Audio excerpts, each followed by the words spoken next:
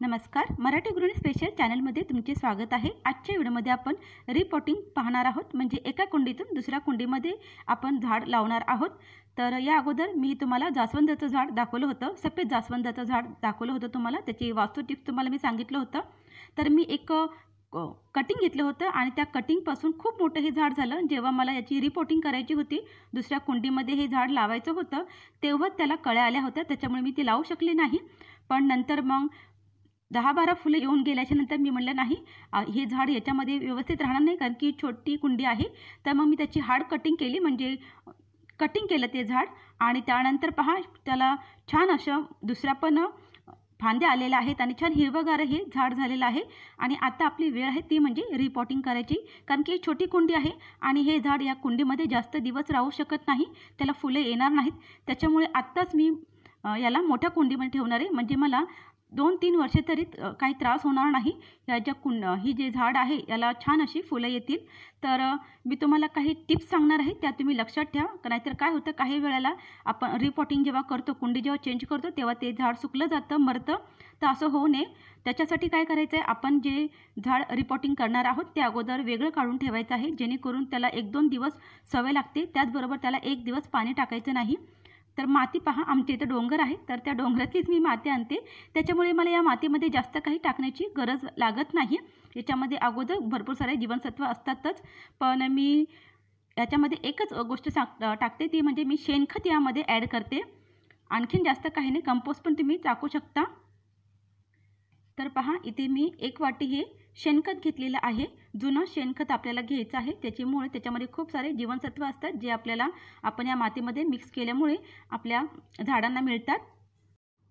झाडांना आपण जेव्हा शिफ्टिंग करतो, म्हणजे आपण त्याला रिपोटिंग जेव्हा करतो ना, तेव्हा संध्याकाळी करायचं असतं, ते खूप चांगलं आहे। त्याचबरोबर जर तुम्हाला रिपोटिंग करायचं आहे आणि तुम्हाला असं वाटलं की खूप मोठ्या फांद्या झालेल्या आहेत, तर अशा वेळी तुम्ही काय करा, त्याचं हार्ड प्रूनिंग करा, म्हणजे त्याच्यावरच्या ज्या मोठे मोठे जे शेंडे आहेत ते तुम्ही कटिंग करा। सर्वात महत्त्वाचं म्हणजे आपण रोज जेव्हा झाडांना पाणी देतो, तेव्हा झाडांच्या पानांना वगैरे आपण हात वगैरे लावायचा, टच वगैरे करायचा।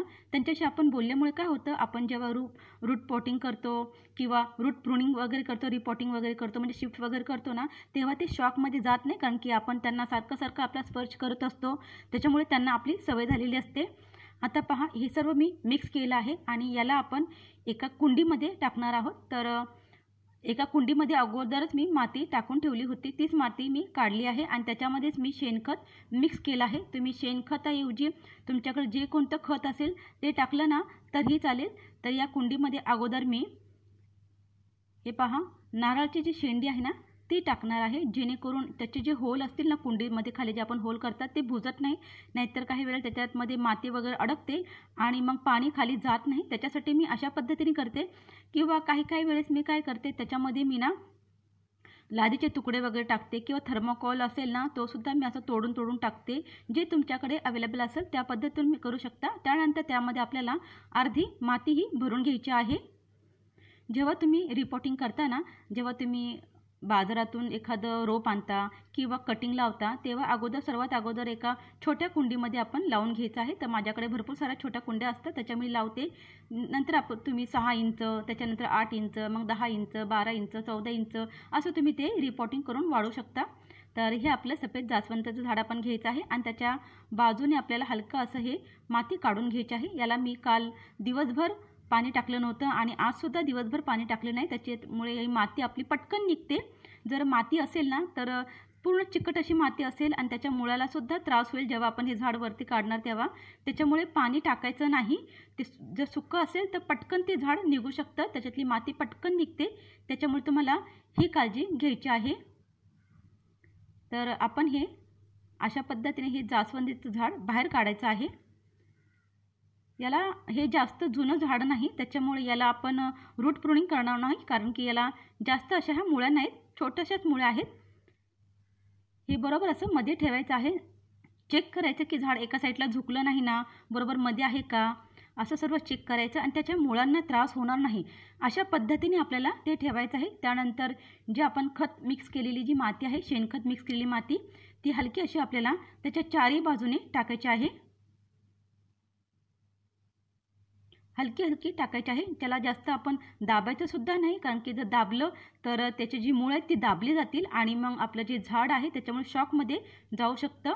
तर इथे व्यवस्थितपणे आपण माती वगैरे टाकली होती आणि आता हे आपण झाड पुन्हा त्याच जागेवर आणून ठेवलेलं आहे. याला मी आता पाणी टाकणार आहे. याच्या आतमध्ये आपण पूर्ण सुकी अशी माती टाकली, त्याच्यामुळे आपण जेव्हा रिपॉटिंग करतो ना त्याच्यानंतर त्याला छान असं पाणी द्यायचं, म्हणजे खालपर्यंत त्यामध्ये पाणी गेलं पाहिजे. आणि आणखीन एक महत्त्वाचं काम मी करते, म्हणजे सगळ्याच झाडांना मी पाणी टाकते, त्याचबरोबर त्यांना स्प्रेसुद्धा मारते. त्याच्यावेळी त्याला हाताने त्यांच्या पानाला वगैरे स्पर्श करते. त्याच्यामुळे त्या झाडांना माझी सवयसुद्धा लागलेली असते. त्याच्यामुळे त्यांना कळते की आपण सेफ जागेवर आहोत. अशाच पद्धतीने या झाडालासुद्धा मी 2 वेळा तरी स्प्रेने पाणी देणार आहोत. मी याला नॉर्मल पाण्याने सुद्धा स्प्रे करते, काही वेळेस हळदीच्या पाण्याने सुद्धा स्प्रे करते आणि त्याच्या पानांनासुद्धा स्पर्श करते. त्यांना कळतं की हां आपण योग्य जागेवर आहोत. आता हे 2 दिवस मी इथे ठेवणार आहे, नंतर त्याच्या जागेवर ठेवणार आहे. तर तुम्हीसुद्धा अशाच पद्धतीने रिपॉटिंग करा.